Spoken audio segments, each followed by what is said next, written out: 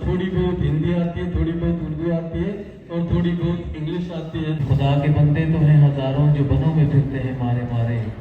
अगर आप चाइना का डेंग जियाओपिंग की बायोग्राफी पढ़े तो जो कल्चरल रेवोल्यूशन आया था उसमें तो स्टूडेंट्स को भेजा जाता था कि जाके रजाकाराना काम करो, देहात में रहो, आप रवाई करो गंदम की।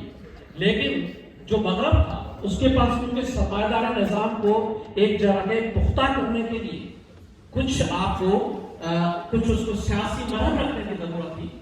लिहाजा एनजीओस को इस तरह से बोल्ड किया गया कि उनको सियासी बुनियाद पे हुकूमतों ने फंडिंग करना शुरू कर दी। और जब एनजीओस को गवर्नमेंट ने फंडिंग करना शुरू कर दी और ये बहुत बड़े पैमाने पे हुई, तो जो रजाकार का मुनफरद अकेला और लोकल सतह पे चैरिटी का खैरात वाला रोल था जो सदियों से आ रहा था, उसको न सिर्फ ठुकरा दिया गया बल्कि उसको नज़्म ज़ब्त के उन उसूलों के तहत प्रोसीजर्स का कायल किया गया, उसमें मुकीद किया गया, कैद किया गया, जिस तरह से ब्यूरोक्रेसी पूरे स्ट्रक्चर को और ढांचे को करती है। अब हम कहां पे खड़े हैं 2000 के बाद? अब हमारे नौजवान को मैं यहाँ पे इसका इख्तिताम करूंगा, आगे बात करूंगा कि सबसे बड़ा जो हमें चैलेंज है वो इंटरनेट का है, आर्टिफिशियल इंटेलिजेंस का है। आज जहां पे लोग तनाही का शिकार हैं वहां पे सारे नेटवर्क व्हाट्सएप पे बनते हैं। आज वो चीजें जो वॉलंटियर करता था तर्जुमे करने से लेकर दवा दर्मल की मशवरा देने तक, वो आर्टिफिशियल इंटेलिजेंस करता है। और अभी जो टेलीमेडिसिन शुरू हो गई है जिसमें अगर आपका बंदा कोई इराक में बैठा है या कोई संजोरो में बैठा है तो उसको न्यूयॉर्क से बैठ के कोई बहुत से बड़ा कंसल्टेंट बता देता है कि ये करना है या वो करना है। और उसके साथ जो दूसरा सबसे बड़ा आर्टिफिशियल इंटेलिजेंस और इंटरनेट का सबसे बड़ा एक असर हुआ है जो रजाकार पे और ज्यादा होगा, वो ये है कि आपका जो सबसे ज्यादा मोबिलिटी है डिस्टेंस है। क्योंकि अगर आप टॉप के लिए पढ़े ना, टॉप के लिए 1800 उसमें शरीक होता है, जो नीचे के लोग जहां तक गवर्नमेंट नहीं पहुंच सकती वो इसमें शराकत का रास्ता दिखाए। तो अब जब वो डिस्टेंस ही खत्म हो गया है तो उस पॉइंट पे हमारे नए नस्ल को तनाई में रहते हुए, डिस्टेंस के या फासले के सिवा रहते हुए और एक ऐसी दुनिया में रहते हुए जहां पे आपके मशवरे से लेकर पैसे तक, कैपिटल तक एक्सचेंज बिना किसी बैरियर के होती है, ये सबसे बड़ा चैलेंज है कि रजाकार अपने आप को किस तरह से जिंदा रखता है। जो पहले सबिया शाह कह रही थी कि डोनर भी भागे हैं, वो तो भागेंगे क्या, डोनर को आपकी जरूरत ही नहीं होगी। डोनर हमेशा सियासी एजेंडा पे देता है ज्यादातर, जब उसको ये नजर नहीं आएगा, ये सारी जब इंटरनेट पे होगी तो वो क्यों आएगा। आप देखें कि आप अच्छा उसमें एक में भूल गया आखिर में कि 1945 के बाद सबसे ज्यादा रजाकार को फरोग देने का जो एक इंस्टीट्यूशन दुनिया में बना था वो था अक़वाम मुत्तहिदा। अक़वाम मुत्तहिदा हर जगह पे, यूनिसेफ से लेके हर जगह पे, उसने जो एक काम किया था वो ये किया था कि जहां कोई नहीं पहुंच रहा था वो पहुंचते थे, चाहे गजा हो चाहे कहीं भी हो। लेकिन बदकिस्मती से, और ये आज और बहस है कि उनकी भी आगे रिलेवेंस कितनी रहती है और कैसे होता है, ये वक्त साबित करेगा। लेकिन मेरा ये ख्याल है कि मैं इस पे इसको कंक्लूड करूंगा कि नौजवान नस्ल में रजाकाराना खिदमात और जज्बात, जिसको वॉलंटियरिज्म कहते हैं, उसमें एक बहुत बड़ी ट्रांसफॉर्मेशन हो रही है और हो चुकी है। इस इर्तिका के पीछे इंटरनेट है और इंटरनेट से वाबस्ता वो सारे मफादात हैं जो कारपोरेट सेक्टर और कुछ कंपनी से सारी दुनिया ने अपने पास रखे हैं। अगर उसको हमने मैनेज नहीं किया तो मेरा ख्याल है कि 25 या 30 साल के बाद, ज्यादा तो छोड़े 25 या 30 साल के बाद मेरा जो पोता होगा उसको ये समझ में नहीं आएगा कि ये रज़ाकार चीज होती क्या है, क्योंकि उनके पास दुनिया में सिर्फ एक ही कामयाबी है और वो है पैसा पैसा पैसा। ज्यादा मेरे दोस्त ने इस पे एक नावल लिखा है तो वो ज्यादा बताएगा, लेकिन वो कहते हैं कि जिसमें तोड़ बाल पैसे में नहीं होती उसका कोई फायदा नहीं। Thank you.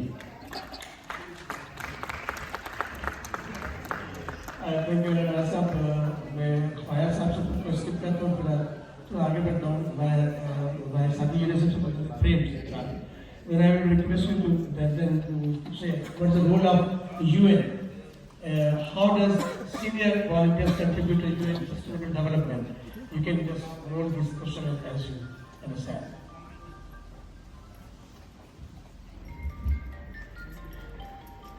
Thank you sir. सबसे पहले तो मैं शुक्रिया अदा करना चाहूँगा इंटरनेशनल वॉलंटियर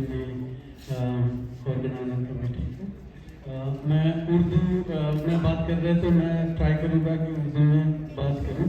حالانکہ مجھے تھوڑی بہت ہندی آتی ہے, تھوڑی بہت اردو آتی ہے اور تھوڑی بہت انگلش آتی ہے, تو میں سارے یہ مکس کر کے بولوں گا کیونکہ مجھے اردو اتنی اچھی طرح. میں اپنی زبان نیپالی میں بات کروں گا تو آپ کو سمجھ بھی نہیں آئے گی, اس لیے میں یہ مکس کر کے بولوں گا, تو کہیں پر غلطی ہو جائے تو معاف کیجیے گا.